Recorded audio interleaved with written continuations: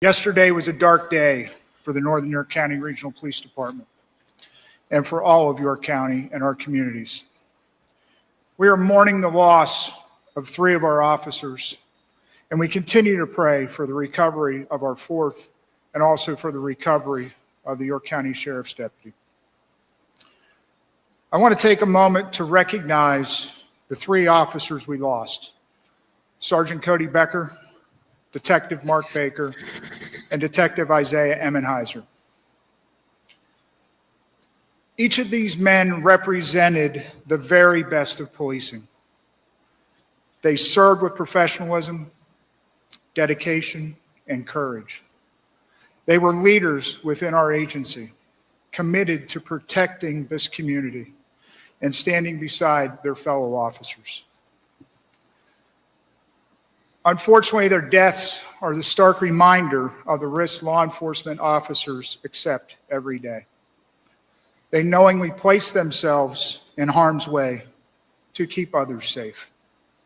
For that, we are forever indebted to them. The department called it a dark day for York County, and it was. 3 officers gone, a 4th in critical condition, and a sheriff's deputy clinging to life. Their names were read out with honor: Sergeant Cody Becker, Detective Mark Baker, and Detective Isaiah Emmenheiser.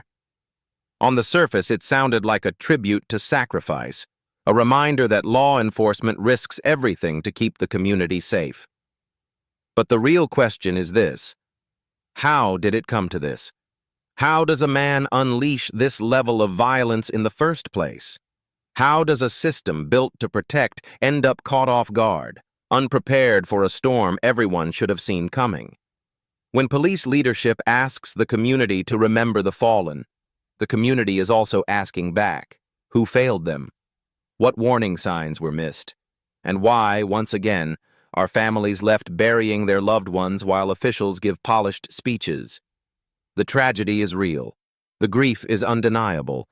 But so are the questions about whether the system itself is broken. Extremely difficult. One of the most difficult things that any of us have ever had to go ahead and be a part of and to go ahead and do. During the course of this search, detectives went to the front door of the residence. They arrived at the door at 2:08 p.m. The initial officer who went to the door was Detective Emmenheiser. Right behind him was Detective Baker. Following as well was Detective Sergeant Becker and another Northern York County Regional detective. Final detective remained behind as more of a perimeter view in looking out for the actor and securing the perimeter.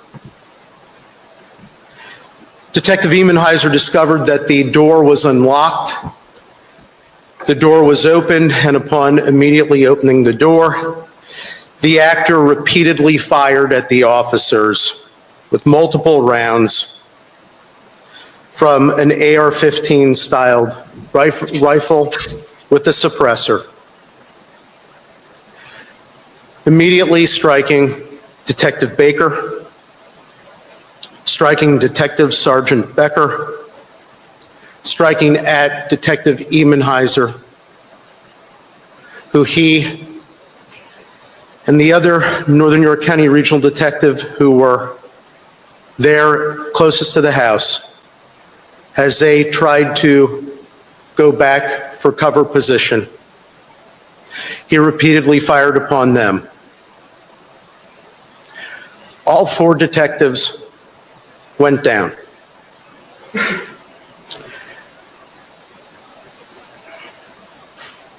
The actor then proceeded to turn his attention to the deputy sheriff.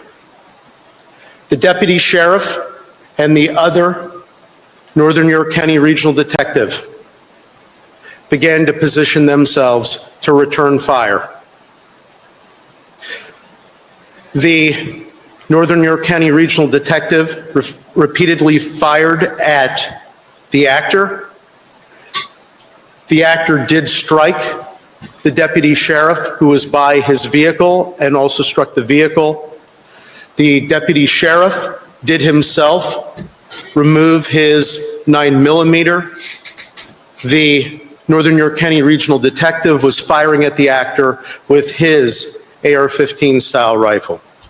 The actor repeatedly was firing his rifle at the deputy sheriff, striking him.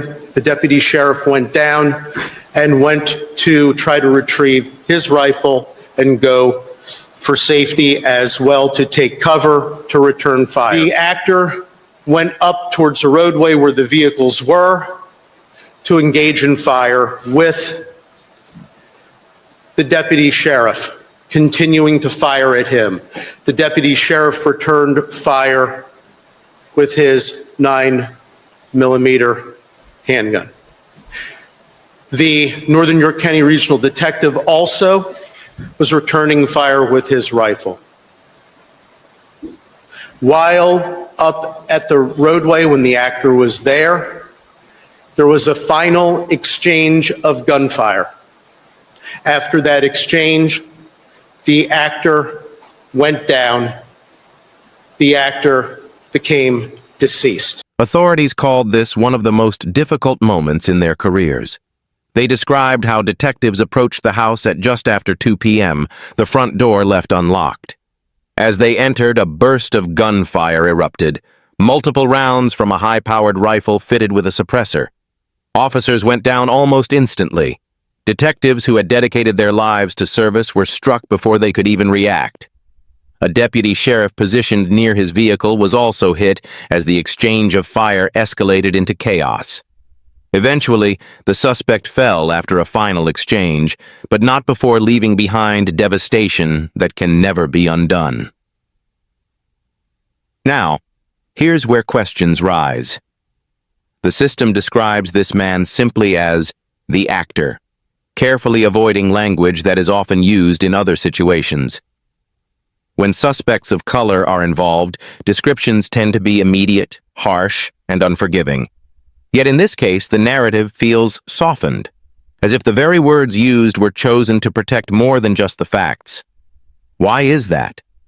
Why does the system handle similar tragedies with different tones, different urgency, and different public framing depending on who is involved? This is not to excuse the violence. Nothing can justify it.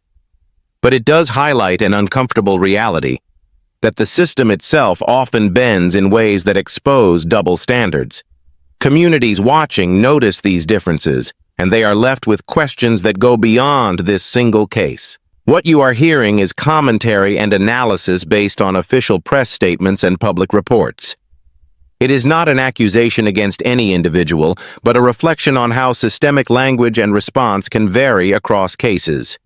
The goal is to question patterns, not to target anyone personally. And now I want to hear from you. Do you see the same imbalance in how these stories are told?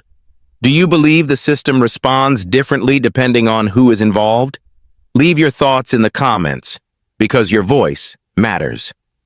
Please, don't forget to like this video, share it with others who need to hear it, and subscribe to this channel so more people can join this conversation. Be blessed, be safe, and be happy. At the end of the day, happiness is what we are fighting for. A world where justice is equal, lives are valued the same, and families no longer have to bury loved ones because of failures we should have prevented. God bless you, and thank you for being part of this journey.